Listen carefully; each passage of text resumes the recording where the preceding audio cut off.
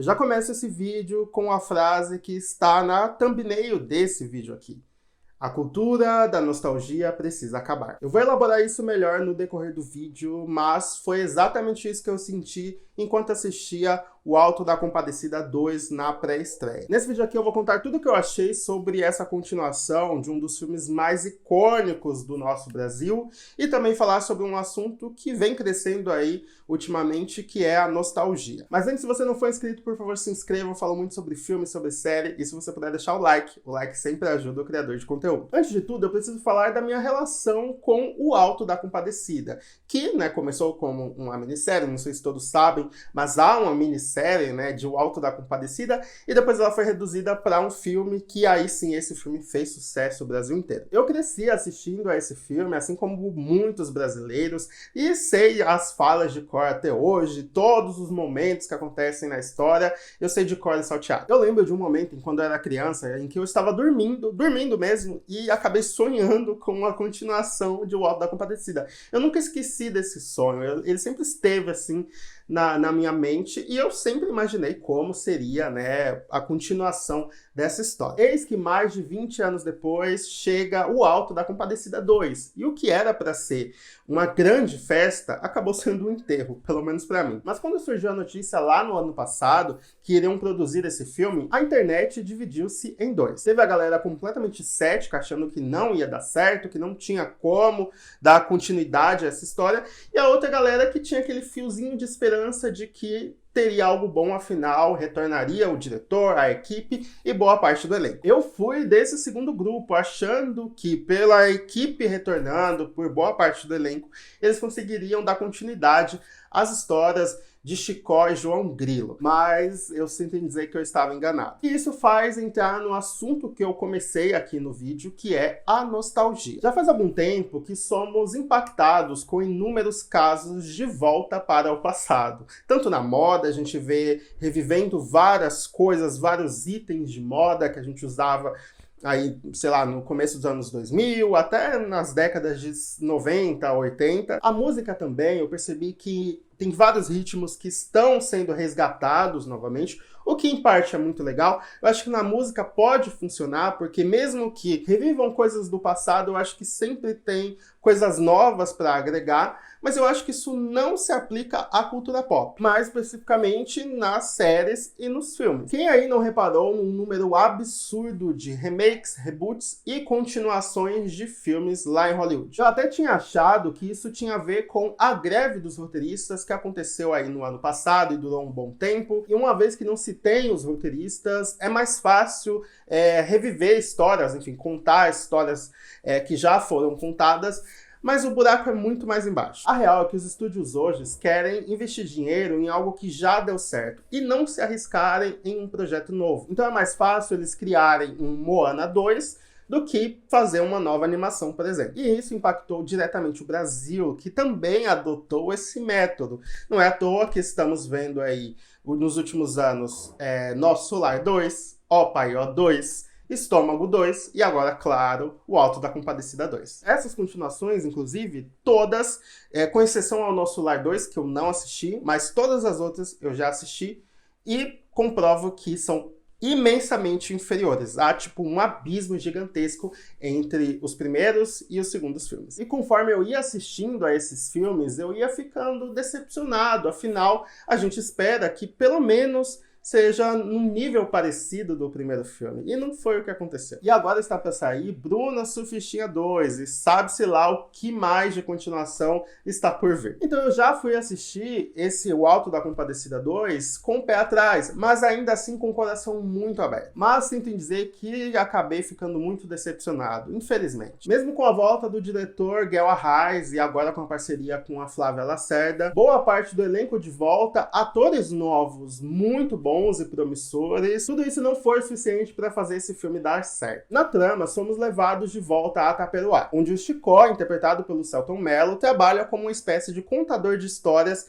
para turistas que chegam na cidade. Ele é o único do primeiro filme que permanece lá. Tanto a Rosinha quanto o João Grilo foram embora. As histórias que o Chicó conta é justamente do João Grilo no momento em que ele foi assassinado pelo cangaceiro, foi parar no purgatório e julgado pelo diabo, Jesus e Nossa Senhora Aparecida. Então ele tem uma nova chance de voltar à vida. E com essa notícia que o Chicó espalha, o João Grilo meio que se torna um santo milagroso na cidade. E isso fica mais evidente quando João Grilo decide retornar a Taperoá. Porém, ele percebe que a cidade inteira mudou, que há uma fome, uma escassez muito grande, a falta de água e uma disputa muito grande entre dois candidatos a prefeito da cidade. É aí que João Grilo, com a sua esperteza, tenta tirar proveito dessa disputa política, enquanto Chicó aguarda pelo retorno de Rosinha. A premissa é até legal, imaginar que o João Grilo saiu daquela cidade pequena e foi percorrer o mundo. Imagina quantas histórias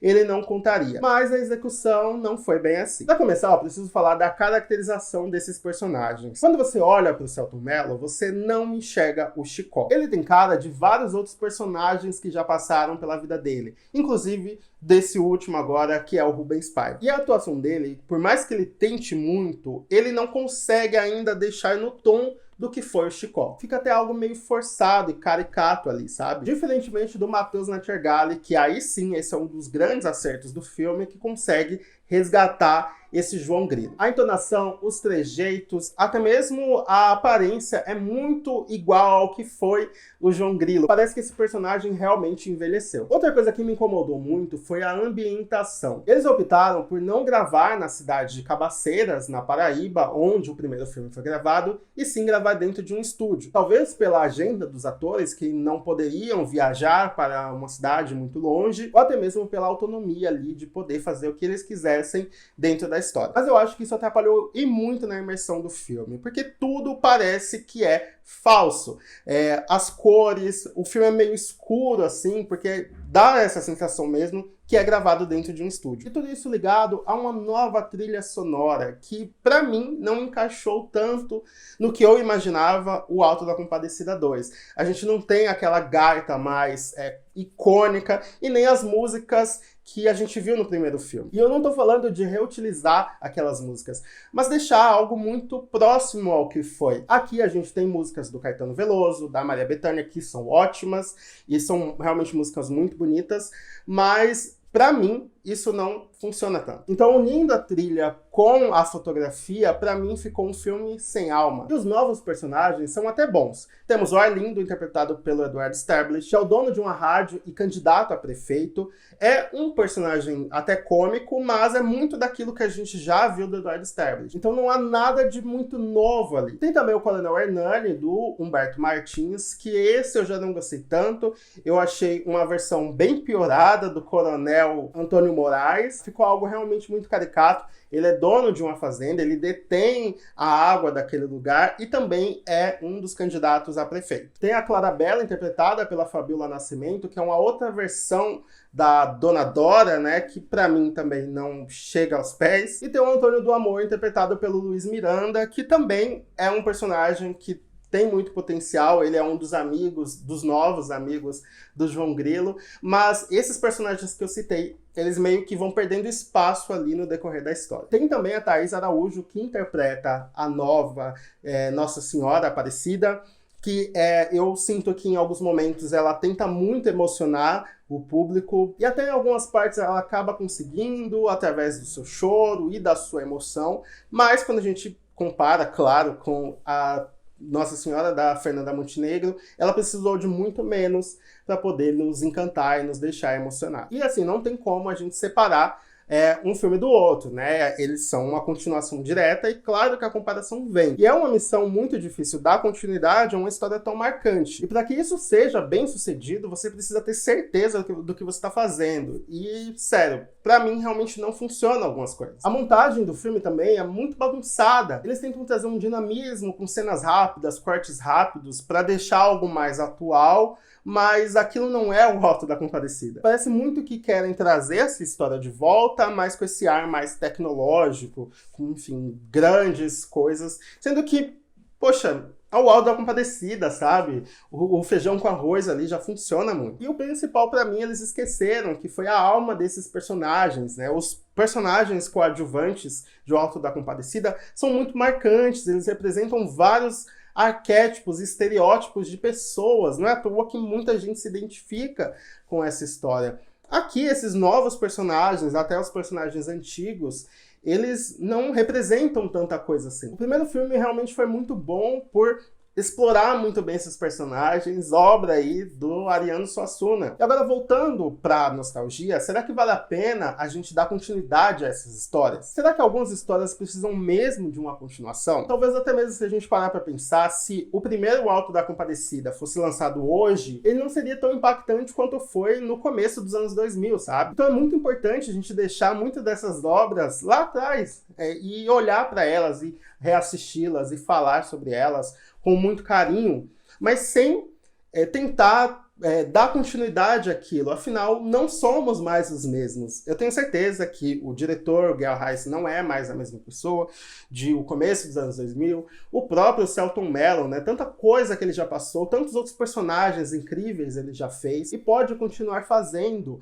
Mas será que precisava de um Chicó novamente? Bom, fica aí a reflexão. No fim, eu acho que pra mim é um filme bem esquecível. Eu tenho certeza que os atores e a equipe adoraram fazer esse filme novamente. Dá pra ver que o Selton e o Matheus estão muito animados. Eu acabei vendo eles na pré-estreia do filme. No filme em si, você percebe que eles estão muito emocionados. Ah, eu esqueci de falar aqui sobre a Dona Rosinha, que é uma personagem também muito marcante no primeiro filme.